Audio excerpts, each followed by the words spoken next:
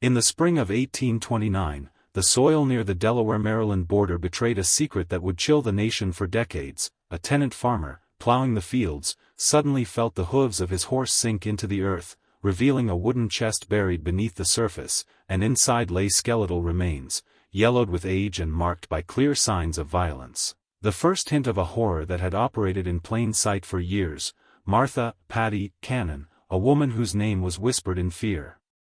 across the Delmarva Peninsula, had been orchestrating what historians now call the Reverse Underground Railroad, kidnapping free African Americans and escaped slaves, selling them back into bondage in the Deep South, and leaving behind a trail of bodies whose deaths were covered by jurisdictional confusion, societal indifference, and the legal vulnerability of her victims. For nearly 2 decades, her network moved silently across county lines, exploiting the gaps in law enforcement, thriving in the dense forests and marshlands where roads were little more than cart paths, and where the Nantoke River provided cover for nocturnal transport. The Cannon Tavern, straddling Delaware and Maryland, served as a hub for her operations, where travelers were ordinary by day and potential prey by night, and hidden cellars and secret rooms beneath the building concealed the terror that no outsider could imagine. Patty herself, standing nearly 6 feet tall in a period when women were much smaller, was described as physically imposing, with a voice deep and commanding, a presence so intimidating that even adults trembled in her company. She was not only a kidnapper but a cold-blooded killer, eliminating witnesses, rivals, and children who posed any threat to her enterprise, and yet for years she evaded capture, shielded by her husband's property lines, corrupt or overwhelmed authorities, and the widespread belief among white communities that the disappearances of African Americans were of little consequence. The discovery of the first skeletal remains would soon unravel the horrifying scope of her criminal empire, revealing a systematic network of terror, deception, and death that had turned the promise of freedom into a nightmare for countless families, leaving behind a history so dark that most would prefer to forget, yet which still demands to be told in its unflinching entirety. Patty Cannon's rise to infamy was not sudden, it was a calculated evolution shaped by opportunity, geography, and a mind attuned to cruelty and strategy. Arriving in the borderlands around 1790, she married Jesse Cannon, a quiet farmer whose modest property straddled Delaware and Maryland, a location that would later become the backbone of her criminal enterprise, offering her the ability to step across state lines and evade law enforcement with chilling ease. The dense forests, marshes, and isolated farmsteads of the region provided the perfect cover for the abductions, while the cart paths and waterways became conduits for a human trafficking network that stretched from Philadelphia to the Deep South. Patty's operation was multifaceted. She kidnapped free African Americans and escaped slaves under the guise of offering employment or safe passage, lured them into hidden rooms and cellars, and then sold them to southern plantations where a single healthy adult could fetch over $1,000, creating financial incentives for her ruthless acts. Contemporaneous court records indicate she was physically imposing, with neighbors describing a woman of extraordinary strength, towering nearly 6 feet tall, and capable of instilling fear merely with her gaze or voice. After the mysterious death of her husband Jesse around 1826, rumored by some to be poisoned, Patty gained full control over the property, and her network expanded further when her daughters married men who were themselves involved in slave trafficking, creating partnerships that allowed for increasingly organized kidnappings and systematic murder. The operations included the use of taverns, safe houses, and hidden routes, with accomplices of various racial backgrounds employed strategically to approach victims, scout communities, and facilitate transportation. Children, young adults, and even families were abducted without warning, their disappearances often unnoticed or ignored by local white society, while Patty and her partners profited enormously, moving victims between jurisdictions with impunity. Her audacity was such that even when some of her accomplices were arrested or executed, she remained untouched, learning from each failure, refining her methods, and expanding her terror. This part of her story reveals not only the depths of human depravity but also the systemic vulnerabilities that allowed a single woman to orchestrate a network of violence and control, exploiting both the social structures and the biases of her time to operate unchecked, turning the very geography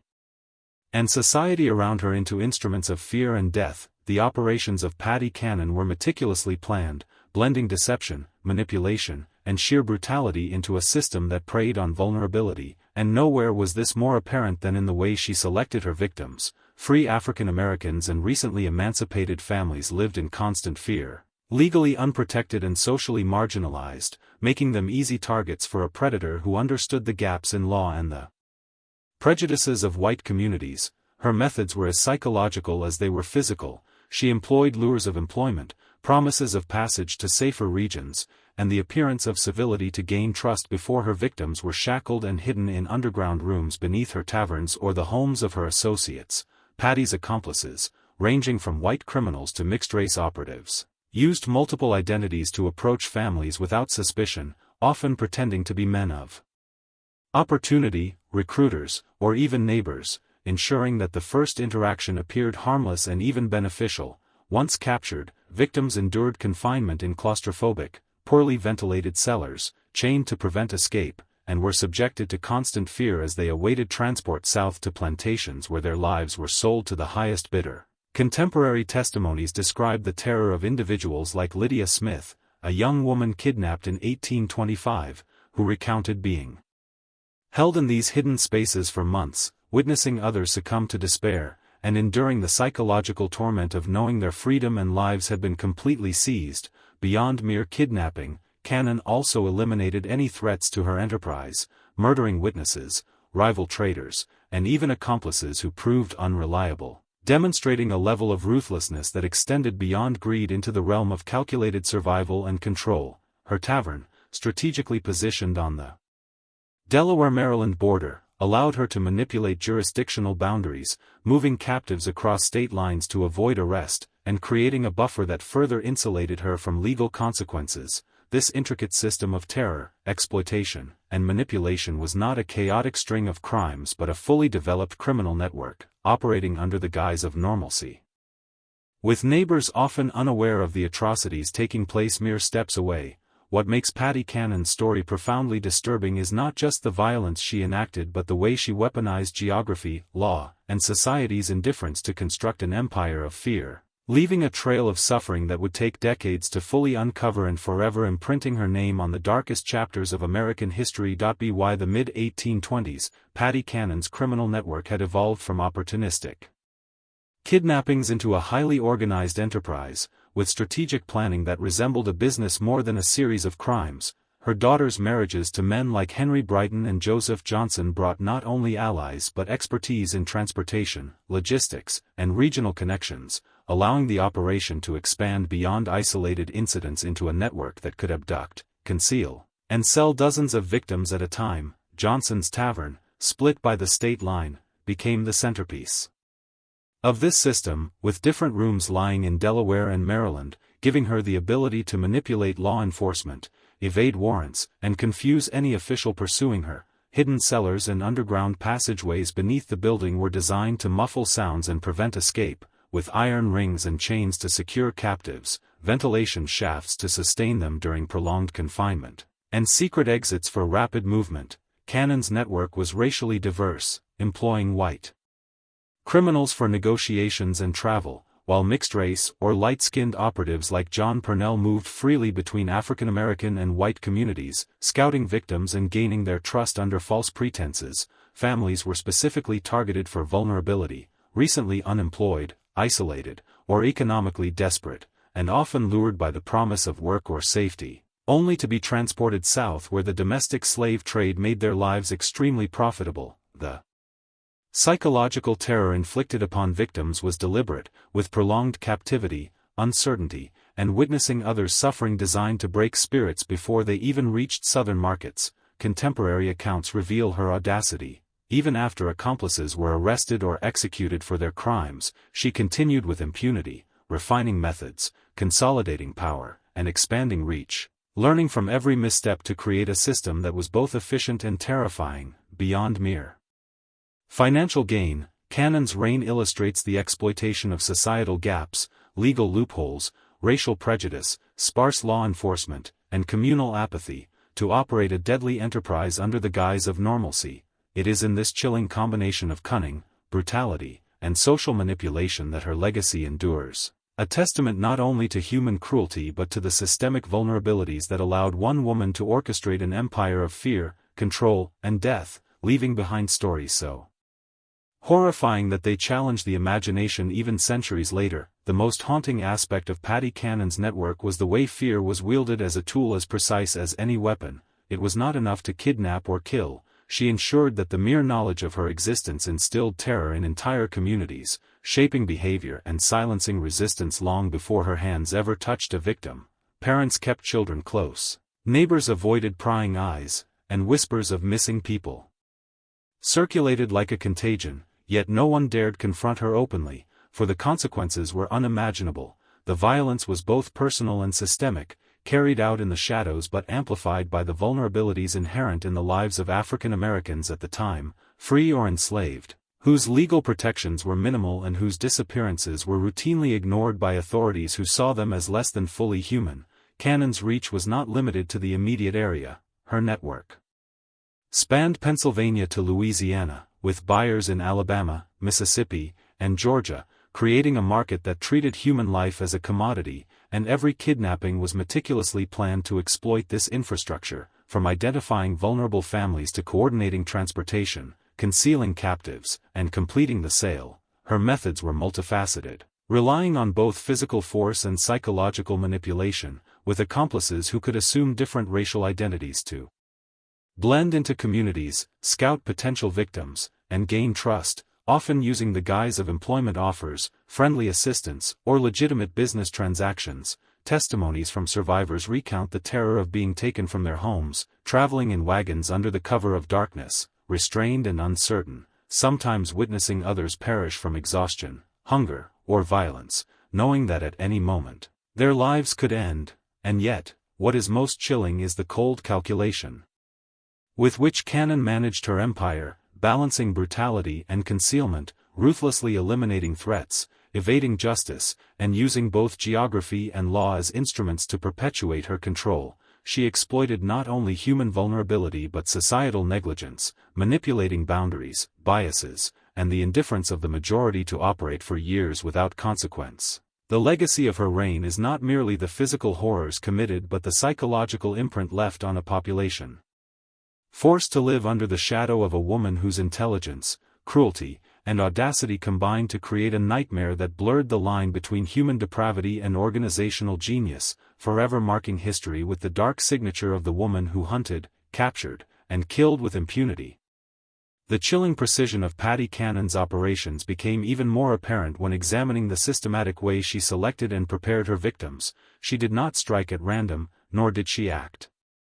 purely out of greed. Her choices were deliberate, informed by intelligence, observation, and the vulnerabilities of free African Americans and escaped slaves who lived in fear of being targeted. Local accomplices gathered information on families, noting who was isolated, who had recently lost employment, or who was traveling alone, while mixed-race operatives like John Purnell moved seamlessly between communities to gain trust and identify high-value targets, all the while maintaining multiple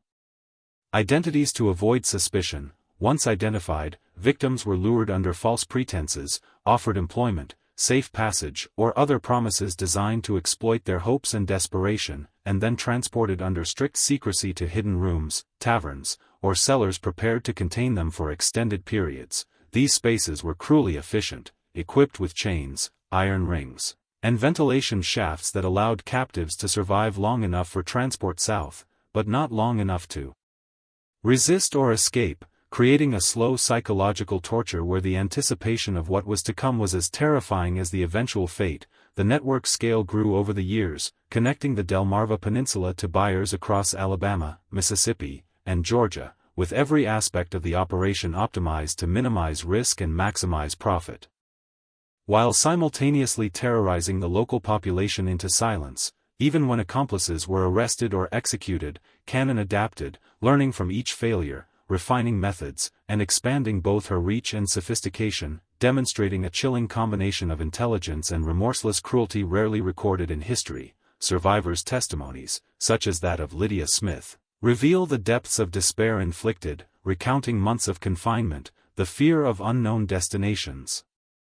witnessing the suffering of fellow captives, and the constant awareness that their freedom and very lives were entirely in the hands of a woman who wielded power with absolute authority. This part of her legacy is not merely about the physical abductions, but about the calculated psychological domination, the terror instilled in communities, and the way she weaponized geography, legal ambiguity, and societal neglect to construct an empire of control and death, leaving behind a history of horror that forces us to confront the intersection of human cruelty, systemic failure, and the darkness one determined individual can impose on the lives of many. As the 1820s progressed, Patty Cannon's notoriety spread like a shadow over the Delmarva Peninsula, though few dared speak her name aloud, for the consequences of crossing her were immediate and deadly. Her network had become a finely tuned machine, capable of abducting multiple victims simultaneously, exploiting both the geographic isolation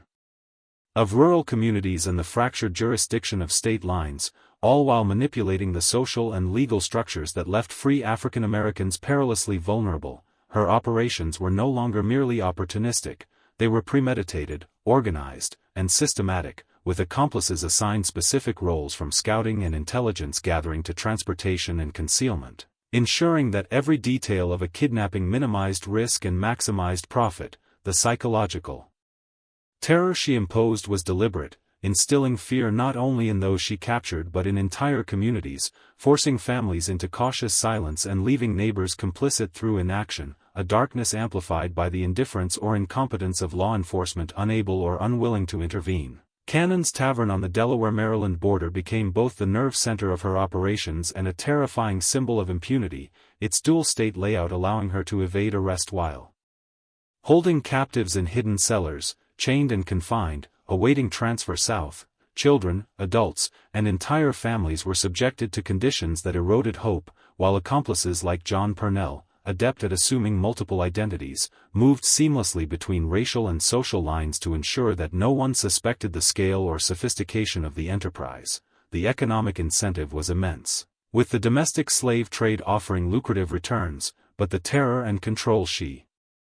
wielded were equally strategic, reinforcing her empire and silencing potential threats. Contemporary accounts describe her as physically imposing, a commanding presence who could dominate a room with sheer force of personality, her ruthlessness matched only by her intelligence, ensuring that even when lawmen or rivals attempted intervention, she remained steps ahead. This combination of cunning, brutality, and psychological mastery transformed what might have been isolated crimes into a sprawling network of fear, manipulation, and death, leaving a legacy that would haunt American history and serve as a grim reminder of how one determined individual can weaponize both human vulnerability and societal indifference to construct a reign of terror that seems almost impossible to believe, yet is documented in the chilling testimonies and court records that survived. The deeper one examines Patty Cannon's empire, the more it becomes clear that her power was as much psychological as it was physical. Fear was her currency, and she spent it lavishly, ensuring that communities along the Delmarva Peninsula remained paralyzed, unwilling to interfere, and constantly aware that disappearance could strike anyone at any time. Her victims were carefully selected for their vulnerability, yet even the most cautious families were not safe, for Cannon's network was vast and observant, relying on spies, informants, and accomplices who moved undetected among white and African American populations alike. The taverns, homes, and hidden cellars that constituted her infrastructure were built with precision, designed to muffle sound, conceal movement, and store captives securely until they could be transported south, while accomplices managed the logistics, maintaining secrecy, and enforcing discipline with a cold efficiency. Her audacity extended to jurisdictional manipulation, moving captives across state lines to evade law enforcement, exploiting legal loopholes, and intimidating officials who might have interfered. Accounts from survivors describe the psychological torment of confinement, uncertainty, and the constant awareness that escape could mean death, while witnessing the suffering of others created a sense of helplessness and despair that crushed resistance before it could emerge. Cannon's willingness to eliminate threats, rival traitors, uncooperative accomplices, and witnesses demonstrates a level of calculated ruthlessness that reinforced her dominance, teaching those around her that obedience and fear were intertwined, and that crossing her meant annihilation. Her network was not static, it evolved continuously, adapting to law enforcement strategies, changes in the slave trade, and emerging risks, reflecting her intelligence and resourcefulness, traits that allowed her to maintain control for decades. The psychological mastery she exhibited, managing fear, secrecy, and compliance, transcended mere criminal activity, revealing a blueprint for domination that leveraged the social, legal, and geographic vulnerabilities of the time. And while her physical acts of cruelty are shocking, the invisible architecture of terror she built, the communities she manipulated, and the systemic exploitation she perfected reveal a far more insidious power, one that continues to haunt historical memory and challenges our understanding of how an individual can exploit fear, law, and human vulnerability to construct a seemingly unstoppable empire of horror, leaving behind a story that forces us to confront the darkest recesses of human capability and societal negligence. By the late 1820s, the scale and audacity of Paddy Cannon's network had grown to almost mythic proportions, spreading fear across state lines and leaving a trail of terror that reached from Delaware to the Deep South. The sheer organization of her enterprise, kidnappings, concealments, and transport logistics, reveals a mind that was not only ruthless but terrifyingly strategic, blending the brutality of violence with the finesse of calculated manipulation. Families lived under constant anxiety, never knowing if the friendly neighbor, the traveling recruiter, or the light-skinned stranger at the tavern was part of Cannon's ever-watchful network, and the invisible threads of observation and control ensured that even the most cautious could be ensnared. Her taverns and safe houses acted as hubs of this hidden system, equipped with cellars, hidden rooms, and concealed exits, all designed to control movement and prevent escape, while accomplices, many of whom were compelled or coerced, enforced order with lethal efficiency. The domestic slave trade provided the economic fuel for these operations, turning human lives into commodities. And Cannon's understanding of this market allowed her to maximize profit while minimizing exposure, always calculating risk and reward. Yet her true power lay in the psychological mastery she exercised over both victims and communities, instilling fear so deep that it silenced resistance, made witnesses hesitant to speak, and coerced compliance from those who might have otherwise intervened. Survivors' testimonies reveal prolonged confinement, terror, and the constant dread of what awaited in the journey south, painting a portrait of suffering carefully orchestrated to break both body and spirit. Even attempts at legal intervention often failed, as jurisdictional ambiguity, corruption, and her cunning allowed her to evade capture, reinforcing her mythic aura of invincibility. Every aspect of her reign, physical strength, strategic intelligence, psychological manipulation, and exploitation of systemic gaps, demonstrates a terrifying command of human and societal weakness, a level of sophistication that belies the crude brutality often associated with criminals of her era. And as historians piece together the fragments of her operations from court records, survivor accounts, and contemporary reporting, the horrifying reality emerges. Paddy Cannon was not just a criminal, she was a master architect of fear, control, and exploitation, creating an empire where terror and greed intertwined seamlessly, leaving a historical legacy that is both mesmerizing in its audacity and horrifying in its cruelty, challenging our understanding of human depravity and the vulnerabilities of the society in which she thrived. The story of Paddy Cannon reaches its darkest resonance when considering not only the number of lives she destroyed but the enduring shadow her actions cast over history. She was a woman who weaponized fear, geography, law, and human vulnerability with a precision that few could match, constructing a network that was part criminal enterprise, part psychological terror, and entirely relentless in its efficiency. From the isolated communities of the Delmarva Peninsula to the plantations of the Deep South, her influence was felt in whispers of missing neighbors, in the tightened grip of parents over their children, and in the pervasive anxiety of African American populations who knew that freedom alone was no shield against her reach. Cannon's empire was meticulously organized. Taverns and hidden cellars provided control and concealment, accomplices moved with false identities to scout, deceive, and abduct, and the legal ambiguity of state lines allowed her to evade capture repeatedly, creating a system where the law itself became a tool she manipulated rather than an obstacle. Her victims endured psychological torment as calculated as the physical abuse they suffered, with confinement, uncertainty, and witnessing others' suffering designed to break spirits before transport to the southern markets. a method of domination that relied as much on fear as on force. Contemporaneous accounts reveal a woman of immense physical presence, commanding voice, and ruthless intelligence, whose ability to adapt, learn from failures, and expand her reach made her an almost untouchable figure, feared by communities and lawmen alike. And yet, what is perhaps most haunting is the realization that her empire thrived not in a vacuum, but within a society riddled with indifference, prejudice, and systemic vulnerability. Allowing one woman to impose terror on dozens of lives with relative impunity, the legacy of Patty Cannon endures not only in the historical